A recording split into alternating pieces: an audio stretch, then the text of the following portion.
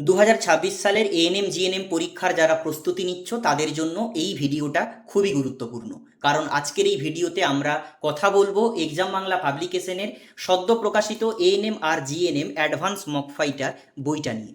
এই বইটার মধ্যে রয়েছে ওয়েস্ট বেঙ্গল জয়েন্ট এন্ট্রান্স বোর্ডের সিলেবাস এবং কোশ্চেন প্যাটার্ন অনুযায়ী 32টা সাজেস্টিভ প্র্যাকটিস সেট। শুধু তাই নয়, জেনারেল নলেজ প্রস্তুতির জন্য এই বইটার সাথে রয়েছে ফ্রি 10-এ 10 জেনারেল নলেজের একটা আলাদা বই। এই বইটার মধ্য থেকে তোমরা কিন্তু জেনারেল নলেজের কোশ্চেন কমন পেয়ে যাবে, কারণ পরীক্ষায় যেমন প্যাটার্নের প্রশ্ন আসে সেই অনুযায়ী জেনারেল নলেজ দেওয়া হয়েছে। তো মূলত আমরা এই বইটা নিয়ে কথা বলবো। বাজারে এখনো পর্যন্ত যেসব বই প্রকাশিত হয়েছে তাদের থেকে এই বইটার কন্টেন্ট কোয়ালিটি অনেক ডিফারেন্স। কেন, কি কি রয়েছে, কেমন কন্টেন্ট, বিস্তারিত আলোচনা করব, একটু ধৈর্য ধরে তোমরা দেখতে থাকো। প্রথমেই দেখো, বইটার উপরে কিছু ফিচার্স দেওয়া আছে। 5 years previous year question with detail explanation. এই যে ডিটেল এক্সপ্লেনেশন কথাটা দেওয়া রয়েছে, এটা কিন্তু সব বইতে নেই। এটা কেন জরুরি, এটা তোমার জন্য কেন কাজে লাগবে সেটা দেখব। 15টা ওএমআর শিট, 23টা পারফরমেন্স এভালুয়েশন এবং প্রোগ্রেস গ্রাফ চার্ট। এই জিনিসটা কি সেটাও দেখব, এবং ফ্রি যেটা বললাম 10-এ 10 জেনারেল নলেজ, সেটা আমি প্রথমে দেখিয়ে দিয়েছি। এবারে আমরা বইটা উল্টাবো। দেখো, এক্সাম বাংলা পাবলিকেশনের বই মানে অলওয়েজ ভালো পেজ কোয়ালিটি, ভালো প্রিন্টিং কোয়ালিটি, ঠিক আছে। এখানেও বইটার ফিচার্স খুব সুন্দরভাবে দেওয়া রয়েছে। প্রথমেই তোমাদের সিলেবাস দেওয়া রয়েছে, পরীক্ষায় নেগেটিভ মার্কিং কত নম্বরের প্রশ্ন, এবং নার্সিং সংক্রান্ত কিছু তথ্য দেওয়া রয়েছে। নার্সিং কি, এএনএম জিএনএম কি, বিএসসি নার্সিং কি, এবং নার্সিং পাশ করার পরে তোমরা কি কি ধরনের চাকরি পেতে পারো সেটা তোমরা এখান থেকে দেখতে পাবে। এটা হচ্ছে সূচিপত্র। সূচিপত্র নিয়ে আমি কিছু কথা বলবো না। এই যে 5টা প্রিভিয়াস ইয়ার কোশ্চেন, 1 2 3 4 5, বাকি 1 থেকে শুরু করে মডেল প্র্যাকটিস সেট 32-এ গিয়ে শেষ হচ্ছে, এবং শেষে ফ্রি ওএমআর বুকলেট। এটা একটা জানা অজানা কিছু তথ্য দেওয়া রয়েছে। এবারে শুরু হচ্ছে প্রিভিয়াস ইয়ার কোশ্চেন। দেখো, তোমরা যারা প্রিভিয়াস ইয়ার কোশ্চেন হয়তো গুগল থেকে ডাউনলোড করেছো, পিডিএফে তোমাদের প্রত্যেকেরই মোবাইলে রয়েছে, কিন্তু এখানে কি এক্সট্রা দেওয়া রয়েছে সেটা বুঝো। এখানে প্রথমে দেখতে পাচ্ছ 2025 সালের প্রিভিয়াস ইয়ার কোশ্চেন। প্রথম প্রশ্ন, দ্বিতীয় প্রশ্ন, মানে যেমন পরীক্ষায় প্রশ্ন এসছে তেমনভাবেই দেওয়া রয়েছে। ধরে নাও আমি একটা প্রশ্ন দেখি, যে এই প্রশ্নটা দেখো, চোখের কোন অংশ প্রবেশ করা আলোর পরিমাণ নিয়ন্ত্রণ করে? তাহলে তোমরা ম্যাক্সিমাম এখান থেকে তোমরা অ্যান্সারটা করছো, ঠিক আছে, কিন্তু এখানে ব্যাখ্যা করে দেওয়া রয়েছে প্রশ্নটা। এই যে দেখো, প্রথমে এখানে প্রশ্ন শেষ হওয়ার পরে অ্যান্সার কি দেওয়া রয়েছে, অ্যান্সার কি এর পরে এক্সপ্লেনেশন, অর্থাৎ একটা প্রশ্নের মধ্যে থেকে আর কি রিলেটেড তথ্য তোমাদেরকে জানতে হবে সেটা দেওয়া রয়েছে। এই যে 10-এর প্রশ্নটা পড়ছিলাম, এখানে দেখো, সঠিক উত্তর হবে আইরিস। ব্যাখ্যা: আইরিস হচ্ছে চোখের রঙিন অংশ, এর মাঝখানে একটি ছিদ্র থাকে যাকে তারারন্ধ্র বা পিউপিল বলা হয়। লেন্স কি? লেন্স হচ্ছে আলোকে প্রতিসরিত করে রেটিনার ওপর ফোকাস করতে সাহায্য করে। এইভাবে প্রত্যেকটা প্রশ্নের ব্যাখ্যা করে দেওয়া রয়েছে। এবং আমি বলে রাখি, তোমরা যদি 5টা set previous year question with explanation করে নিতে পারো, তাহলে খুব সহজেই তোমরা পরীক্ষায় 10-15 নম্বর কমন পাবে, কারণ ঘুরে ফিরে সেই প্রশ্নগুলোই দেওয়া হয়। ওকে, এবারে দেখো, এখানে হচ্ছে ফিজিক্যাল সায়েন্সের কিছু সলিউশন করা রয়েছে গণিতের, এবং এমনি যেটা গণিত রয়েছে তার সমাধান এবং রিজনিংয়ের সমাধান করা রয়েছে। জেনারেল নলেজেরও ব্যাখ্যা করা রয়েছে। যেমন দেখো, এখানে একটা কি প্রশ্ন ছিল, আমরা যদি দেখি একটু, 93-এর প্রশ্ন ধরো।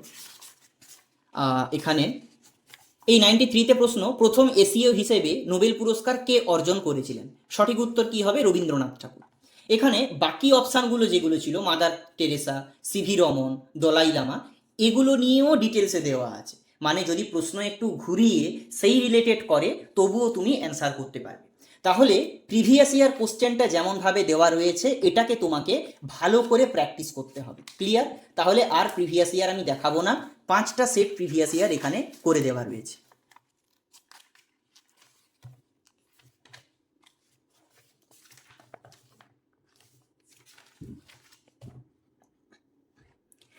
প্রিভিয়াস ইয়ার কোশ্চেন শেষ হয়ে যাওয়ার পরে তোমাদের রয়েছে 1 নম্বর মডেল প্র্যাকটিস সেট। এই যে মডেল প্র্যাকটিস সেট, এটা কিসের জন্য? তোমরা বিভিন্ন বই পড়ছো, টেক্সট বুক পড়ছো ক্লাস 9-10-এর, সেগুলো পড়ে নেওয়ার পরে তোমরা ঘড়ি ধরে বাড়িতে বসে মক টেস্ট দেবে। এই একটা সেট ধরবে, এদিকে যে ওএমআর শিট দেওয়া রয়েছে এখানে অ্যান্সার করবে। দেখো, এখানে টোটাল 15টা ওএমআর শিট দেওয়া রয়েছে, কিন্তু সেট আছে কটা? 32টা। তাহলে তোমরা নিজের মতো করে এগুলোকে জেরক্স করে নেবে, দিলে তোমাদের 32টা ওএমআর শিট হয়ে যাবে, ঠিক আছে। এবারে এই যে প্রশ্ন কোয়ালিটি, আমাদের প্রিভিয়াস ইয়ারের যে বই ছিল সেখান থেকে কোশ্চেন রিপ্লেস করা হয়েছে, মানে আরও গুরুত্বপূর্ণ প্রশ্ন, অ্যাডভান্স লেভেলের প্রশ্ন অ্যাড করা হয়েছে। মানে আগের বইতে আমাদের 30টা সেট ছিল, এখানে দুটো নতুন সেট তো অ্যাড করাই হয়েছে, কিন্তু প্রত্যেকটা সেটে কোশ্চেন আপডেট করা হয়েছে, সংশোধন করা হয়েছে। এবারে যেটা বলছিলাম, 1 নম্বর সেট শেষ হওয়ার পরে অ্যান্সার কি, মানে তুমি এবারে মিলিয়ে নেবে কোনটা ঠিক করলে কোনটা ভুল করলে। এবারে তারপরে ম্যাথের সলিউশন, তারপরে রিজনিংয়ের সলিউশন। এবারে যেটা বলছিলাম মক টেস্ট পারফরমেন্স এভালুয়েশন, এটা তোমাদেরকে কি কাজ করবে দেখো। 1 নম্বর সেট তুমি ধরো দিলে, দেওয়ার পরে এখানে দেখো মক টেস্ট নম্বর দিলে, কোন ডেটে তুমি দিয়েছো mock test, overall score, total marks obtained, কত নম্বর পেলে, কত সময় নিয়েছো, অ্যাটেম্প্ট কোশ্চেন কত। এবারে সাবজেক্ট ওয়াইজ কতগুলো ঠিক করেছো, কতগুলো ভুল করেছো, নেগেটিভ মার্কিং ক্যালকুলেশন করে তুমি এখানে স্কোরটা বসালে, হলো। এবারে তুমি দেখো সেলফ এভালুয়েট করো, কত স্কোর এলো তোমার, কত পার্সেন্ট স্কোর, যেমন পার্সেন্ট স্কোর আসবে তুমি সেই লেভেলে রয়েছো। ওকে, এবারে তোমার স্ট্রং সাবজেক্ট কোনটা, এই মক টেস্ট 1-এ যেমন তুমি স্কোর করলে কোনটা স্ট্রং লাগছে, কোনটা উইক লাগছে, এবং নিজের ভুলটাকে শুধরে নাও। একটা কথা আছে যে যদি নিজের ভুলগুলো, অসুবিধাগুলো আমরা নোট করে নিতে পারি, তাহলে সেটা অর্ধেক প্রবলেম সলভ হয়ে যায়। তার জন্য এখানে আমরা নোট করছি এই কারণে, আমি যে প্রশ্নগুলো বা যে টপিক থেকে ভুল করেছি এগুলো লিখবে, কেন ভুল করেছো, কনসেপ্ট ক্লিয়ার নয়, নাকি সময়ের অভাব, প্রশ্ন ঠিক মতো পড়োনি, নাকি সিলি মিস্টেক। এইভাবে যদি তুমি মানে ফিল আপ করে নিতে পারো, খুব সহজেই তুমি নিজের ভুলগুলো দেখতে পাবে। ঠিক আছে, এইভাবে প্র্যাকটিস সেট 2 দেখানোর কিছু নেই, প্রথম 5টা সেটে পরপর এই ফর্মটা রয়েছে। ঠিক আছে, এবারে দেখো 5 নম্বর সেটেরও এই ফর্মটা সেম ফর্ম রয়েছে। নেক্সট এটা হচ্ছে প্রোগ্রেস গ্রাফ চার্ট। এই প্রোগ্রেস গ্রাফ চার্টটা কি করবে, প্রোগ্রেস গ্রাফ চার্টটা হচ্ছে দেখো 1 থেকে 5 নম্বর সেট তুমি দিয়েছো, এই সেট দেওয়ার পরে তুমি 1 নম্বরে কত পেয়েছো, 2 নম্বরে, 3 নম্বরে, 4 নম্বরে, 5 নম্বরে ফিল আপ করলে, এখানে এই যে গ্রাফটা দেওয়া আছে প্রত্যেকটা মক টেস্ট অনুযায়ী কত পেয়েছো এখানে বিন্দু বিন্দু দাগ করো। বিন্দু বিন্দু দাগ করার পর এই বিন্দুগুলোকে কানেক্ট করবে, কানেক্ট করার পর তুমি বুঝতে পারবে দাগটা কেমন যাচ্ছে, এইরকম ঊর্ধ্বগামী উপরের দিকে চলে যাচ্ছে, নাকি এরকম নিচের দিকে চলে আসছে, নাকি এরকম স্টেবল আছে, নাকি আপ ডাউন হচ্ছে। একজন ভালো ক্যান্ডিডেটের কাছে সবসময় গ্রাফটা আপ ডাউন হবে, মানে একটু যদি ওপরে ওঠে কোনোটাতে, কোনোটাতে নিচে নামবে, এরকম হবে।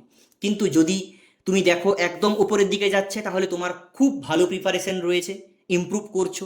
যদি স্ট্রেট লাইন হয় তাহলে স্টেবল আছে, যদি নিচের দিকে আসে তাহলে ডিক্লাইন করছে।